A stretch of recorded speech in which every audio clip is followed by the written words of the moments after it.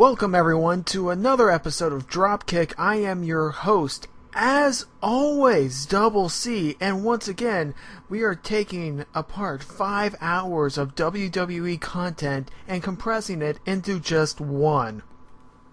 So today's episode is going to be a recap of both Smackdown from the 10th and Monday Night Raw from the 13th. Okay, so for starting with Smackdown. The show starts out with the GM, the brand new GM, Booker T.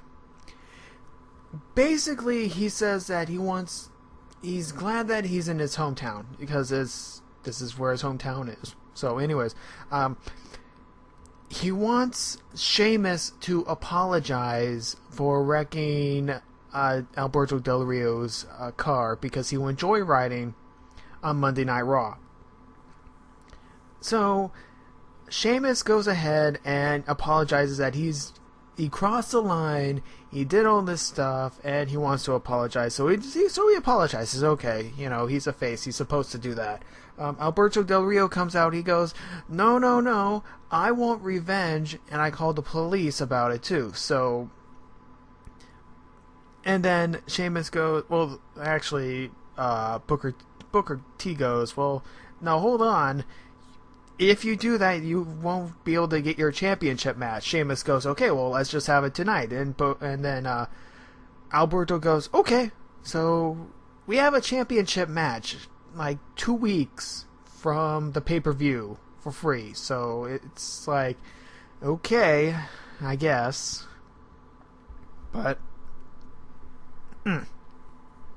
we do have a bunch of matches to go through. First match of the night, we have Sin Cara with the greatest of ease versus the dashing one, Cody Rhodes, even though he's not really considered all that dashing anymore, but that's not the point.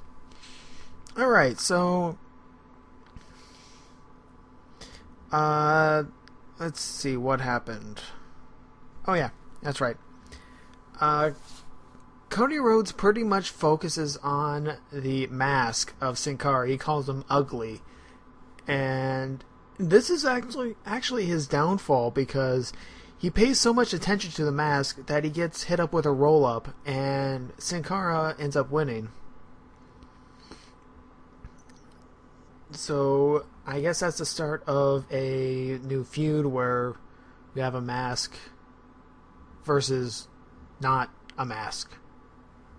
Right. Yeah, we've seen this before. Let's see. Daniel Bryan, he's backstage and he's telling everyone no because that's what he does. And he comes out. He is still mad at the crowd saying yes to him because that used to be his catchphrase, and he's saying no. Excuse me. And he's still mad at the fact that he's not in the WWE Championship match for Summerslam. And he's also mad that he gets put into a match for Kane, with Kane, of all people. So then, let's see, Kane comes out, he stands there, AJ immediately comes out afterwards. She wants them to shake hands because they're going to have a match at SummerSlam. Okay, so Daniel Bryan tries to shake hands, and then Kane pretty much attacks him. Bryan escapes, or whatever. So that's the end of that, I guess. It's a continuation of the storyline here. Okay, so after that we have Kurt Hawkins and Tyler Rex to Booker T saying that they want an opportunity. Booker T pretty much says, yo dog, you've not been... He needs A players on the B show. Which, I guess? I don't know. Kurt Hawkins and Tyler Rex are talented, that's for sure. They just haven't been given the opportunity, and they've been being squashed by Ryback for the last few weeks. So, kudos for them to actually be on TV. Second match. We have Jinder Mahal versus 2 local guys. That doesn't... Okay, it's a squash. It's pretty much to say, hey, me and Ryback, we are feuding, and look, anything he can do, I can do better. Ryback then comes out. He pretty much dominates the same two guys, saying, look at me, I'm better than you. That's pretty much all it is. Jinder Mahal escapes from the attempted Ryback attack, and that's the end of that. That's to be continued. Okay, now we go on to the highlight reel, which is Chris Jericho's talk show, and this is for Vicky Guerrero and Dolph Ziggler. Now, Vicky comes out alone and says that she's going to be speaking for Dolph Ziggler because she's the one that needs to talk for the group, I guess. I don't know. So, and then Chris Jericho talks about how Ziggler says that he can't get the job done or whatever. Like, he needs to change. So that's exactly what he does. He's now bringing back the Y2J gimmick. So here we go. I guess that's good. Ziggler does a snake attack with the briefcase. Briefcase to the head. That's a fine. Because we know the no headshots. Yeah. Well, whatever. So anyways, third match of the night. The Primetime Players versus Primo and Epico for the number one contendership for the tag team titles. This also featured Kofi Kingston and R-Truth on commentary. This was a really quick match, and AW for the last time interferes. I'll get to that in a second. AW throws water at the tag champs. Tag champs fight, try to beat up Primetime Players. DQ favor the Primetime Players, so they are now number one contenders to the tag team championships. Now, I mentioned earlier how this was the last time for AW. That's because after this SmackDown got taped on Friday, the SmackDown got taped on Tuesday. However, on the actual Friday, he gets fired from WWE. He got released, so we don't have to listen to him anymore because of his comments earlier on Monday night. Not Monday night. Or was it previous Smack? I don't remember. The rape comments. Yeah, so don't have to listen to him anymore. Wish him best of luck on his future endeavors. Yada, yada, yada. Let's move on. Now, fourth match of the night. Antonio Cesaro, I'll get that right eventually, versus Christian. I have to say, this guy I am impressed with. This Cesaro is the next big thing. I'll put that on paper right now. He did two things that made me mark out, which are really hard to do for a new guy. So, this was the first thing he did. He managed to pull off a fall-away slam into a pin attempt with a bridge. Now, when you think about that, it's like, oh, how can he, what? Fall-away slam, he held onto it, and he bridged it for a pin attempt. I have never seen that done. Now, the second thing he did, which really blew me away, he did like a flying uppercut. Now, this uppercut is not like your normal uppercut, European style.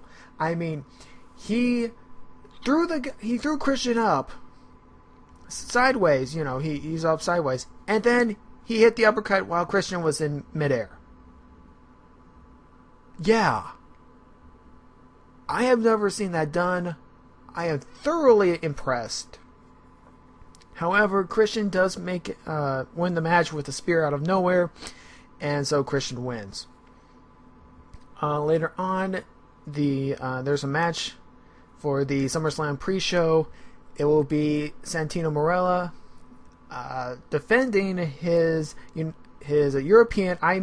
United States Championship versus Antonio Cesaro. So, I expect Censoro to pull it off, meaning it would be like the first, I don't know, the first match that actually means something on the pre-show. Okay, so backstage, moving on. Backstage, we have Eve. Eve still wants a job in Booker T's administration. Caitlyn comes up, she wants a job. Booker pretty much gives her the job. However, Eve goes, wait a minute, you can't do that. And then Booker T goes, okay. You two are going to have a match next week. Winner gets the spot. Hooray, okay. Fifth match of the night. Rey Mysterio versus The Miz. Now, my partner is not really here right now to actually, articulate what happened in the match because he's more of a Mysterio fan than I am. But here we go. We have Rey Mysterio. He wins with a roll-up. So he is now number one contender to the Intercontinental title, which recently got announced for SummerSlam. So that's pretty interesting right there. Now on to our main event, our faux main event, our quasi main event, our sort of kinda if it was a main event. Now, I say that because of what happened. We have Sheamus the champion versus Alberto Del Rio for the World Heavyweight title. Two things come to mind. One, it's a title match on SmackDown for the world title. Second of all, there's less than 10 minutes left in the show. So obviously you can't exactly fit a big match in that amount of time. So, right when the match was going to start, police show up. I put police in quotes, but, radio, you can't really see that, quote. We have a cop beat down on Sheamus. Sheamus fights back, and Alberto Del Rio stands tall. Now, we'll get more into that later for the next...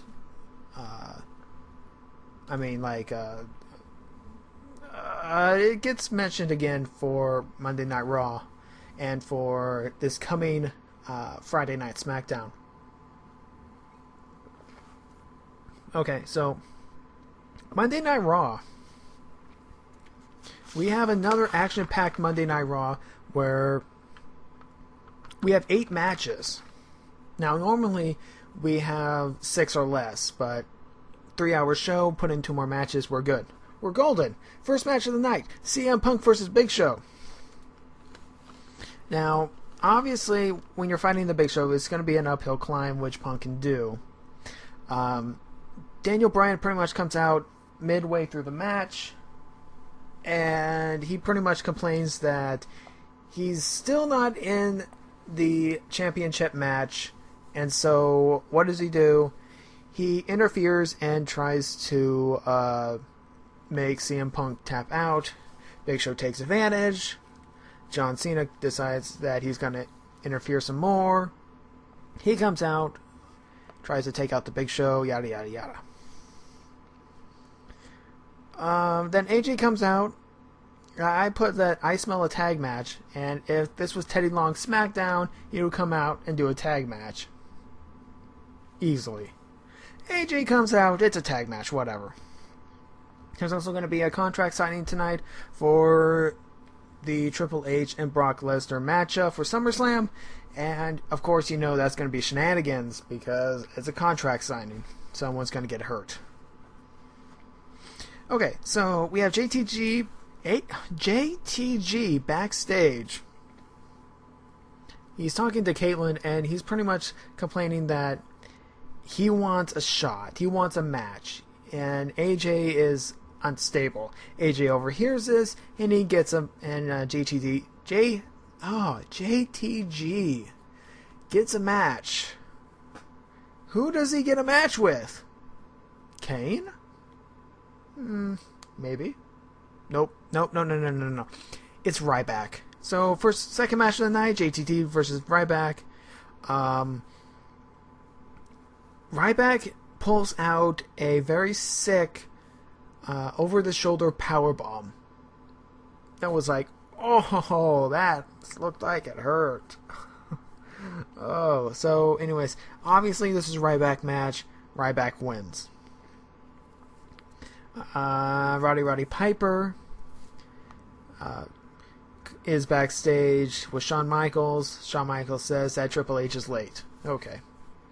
This continues on throughout the night, where Shawn is like in the backstage. He's looking over his shoulder because Brock Lesnar said that he's going to see him before SummerSlam. So we have the third match of the night. Heath Slater, the Heath Slater match. Yay! He is going up against R-Truth, who is not a legend. So, okay. R-Truth pulls out a victory. Primetime players come out, and there's a beatdown because Kofi Kingston is still on the Asian tour. So it's pretty much doing the whole momentum thing where you're going to be doing, hey, we're going to beat you up because if you're hurt during the title match, we have an advantage. Yay! So, oh, and we're also kindly told that Paulie Dean is the social ambassador to this Monday Night Raw. I said to myself, who the hell is Paulie D? After a little bit of research, I find out that he's from the Jersey Shore. No wonder. Now, he's, I don't know, some idiot from New Jersey.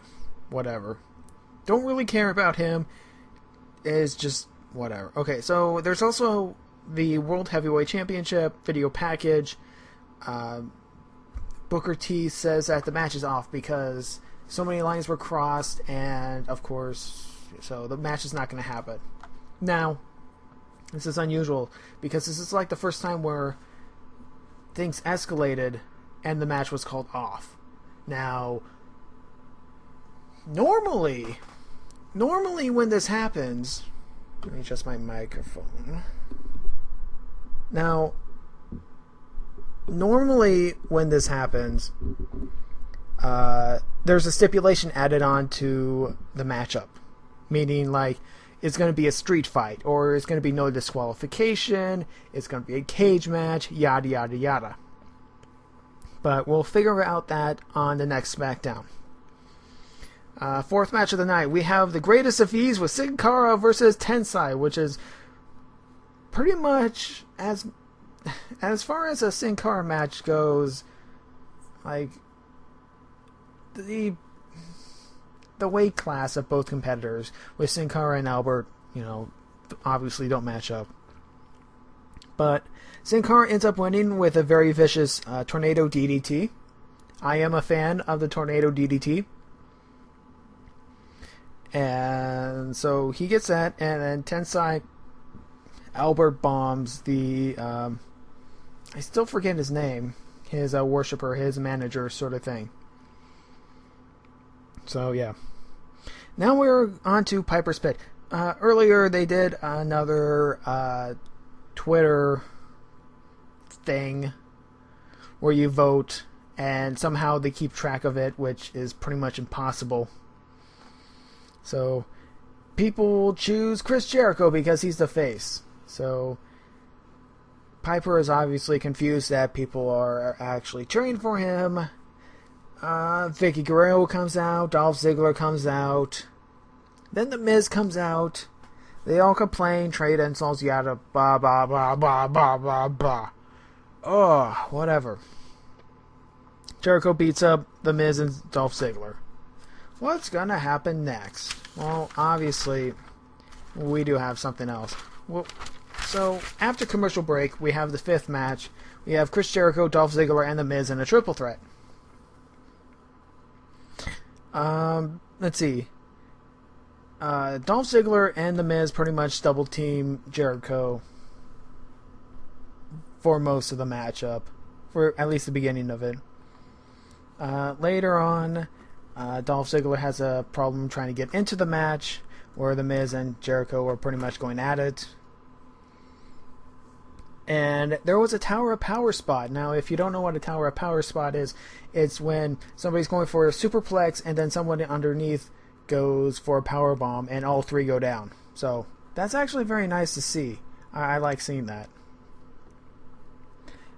After some confusion in a very fast-paced matchup, we have Dolph Ziggler winning with the zigzag. So Dolph Ziggler wins that one. Let me adjust my microphone again. Sorry guys, I am dealing with a new setup.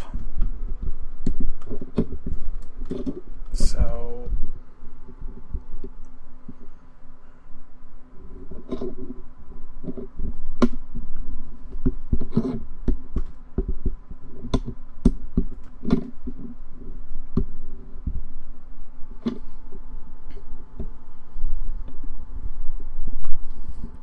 alright. That's much better. Once again, I apologize for that, for the noise. Okay, so we have CM Punk backstage with Eve Torres. Eve pretty much says that she likes the new CM Punk, and Punk says that he hasn't changed, which really he hasn't. It's just people interpreting his actions lately. Right after that, he goes over to John Cena, where he says that he's not going to stab Cena in the back. John Cena obviously doesn't believe him, but you know what, so what. Sixth match. We have the piss break finally. The piss break is back, people. We have Layla and Kaitlyn versus Eve and Beth Phoenix. This one went way too long. Oh boy. This is one of those matches where it's a train wreck and you really don't want to see any more of it. I surely don't. Kaitlyn wins over Beth Phoenix. Okay then. Sure. Seventh match of the night. We have Big Show and Daniel Bryan versus CM Punk and John Cena. This was the match announced earlier. So, here we go. Okay.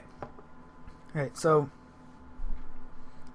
and there's a bunch of storylines going throughout this matchup. We have John Cena and CM Punk pretty much tagging themselves in and out. They kind of want to show each other up and whatnot. Let's see. We have Daniel Bryan and Big Show, where Daniel Bryan pretty much wants to be in the match so badly that he completely ignores Big Show. Big Show tags himself in, and Bryan tags himself in. So pretty much everyone is trying to tag themselves in. It gets to a point where Big Show pretty much sits down, where he doesn't want to deal with the match anymore, and he sits down in the corner. Okay. So at the end of the matchup, we have CM Punk doing the John Cena 5 moves of doom. And he does them well. He actually really does them well. I mean, he does a shoulder block, and he does the powerbomb-like maneuver. He goes for the 5-knuckle shuffle, where John Cena tags himself in. And then John Cena tries to do the high knee with the Bulldog. And he didn't really get the knee. No, he pretty much just leapt with the knees forward. Yeah. And then he does the Bulldog, which is his first Bulldog of his career. But John Cena wins with the attitude adjustment. Big Show tries to do a sneak attack on John Cena, while Punk hits Big Show in the head with the gold. So, and then John Cena looks at him. It's like, what are you doing? You're going to hit me with that. And then Punk's going, no, I didn't. I just knocked out the Big Show. John Cena's, blah, blah, blah, blah. I'm John Cena. So then Punk wants to shake hands with Cena. It's like, okay, we won. Good luck on SummerSlam. Da da da da da. John Cena refuses. Punk is obviously, mad at this. Backstage with CM Punk, John Cena pretty much disrespected him, and he's gonna have him pay. He's gonna make everyone pay at SummerSlam. Okay, so 8th match of the night. We're up to 8. Damien Sandow versus Christian. Damien Sandow almost obliterates Christian with the steel steps. He slams his head on the back of his head on the steel steps, and that pretty much spells the doom of Christian. Brodus Clay comes out, tries to distract, but it's not enough. Damien Sandow wins over the 2-time heavyweight champ. So that's really interesting because Antonio Censoro, this is whatever, got close, but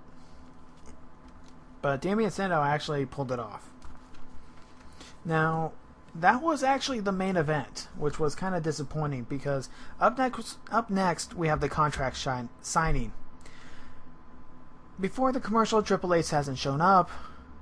Paul Heyman comes out saying this is going to be a fight. He calls out Shawn Michaels. Shawn Michaels comes out. Then Triple H comes out.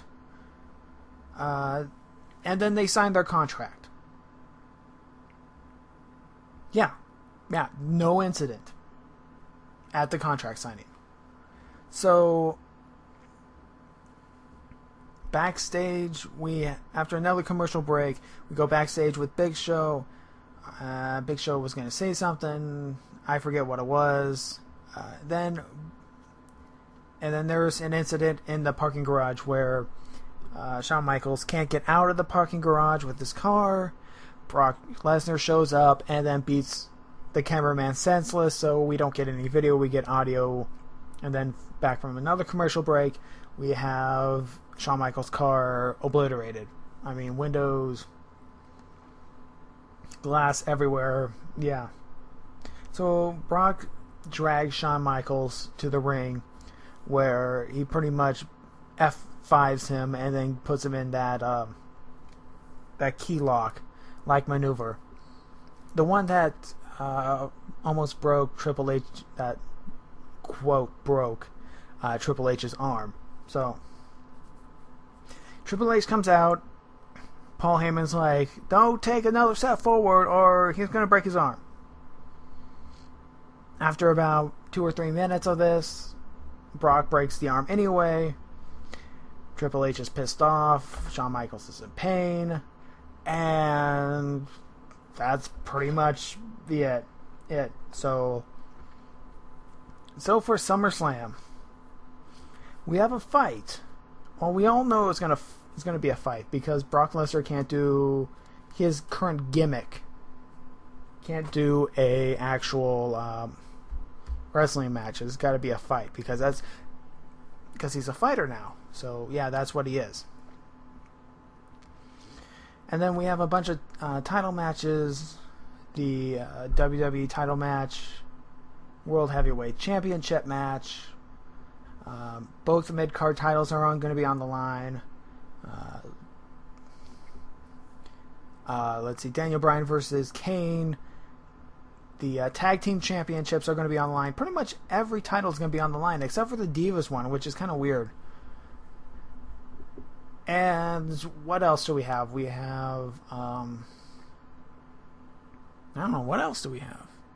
I guess that's it. That's pretty much a full card, really. So I guess the question is oh yeah, that's right, Dolph Ziggler and Chris Jericho. Yeah, that's right. So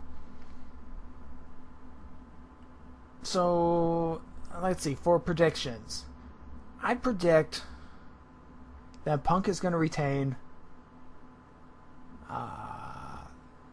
Sheamus is going to retain. However, Dolph Ziggler will cash in. I see Rey Mysterio winning the Intercontinental title. I see Cesaro also capturing the U.S. title. And 1,000,000 to 1 odds renames it the European Championship. Because it kind of makes sense. Because Cesaro, he pretty much he speaks in 5 different languages. So he's very European. Right. Okay. So anyways, that was SmackDown and Raw. We have a triple threat show for next week. See, next week we're going to do the SmackDown leading up to SummerSlam. Then we're going to cover SummerSlam. And then we're going to cover the fallout from SummerSlam. So we have a triple threat show for next week. And looks like, just covered 5 hours with only half an hour of actual talking about it. But hey, that's alright. We can have a short show because my partner is not here right now. But anyways, I'm DoubleC. You can follow me on Twitter. You can follow Darren at Twitter. I'm at Sunset Flip. He's at Dash182, I think. It's on the title card. You've seen it for like 30 minutes already. But yeah, go ahead and follow us. If you have any questions, comments, you want to tell us that we suck, go ahead and tell us that we suck. Because we need to know that we suck. So, yeah. That has been this week. We'll see you next week on Dropkick. See you later.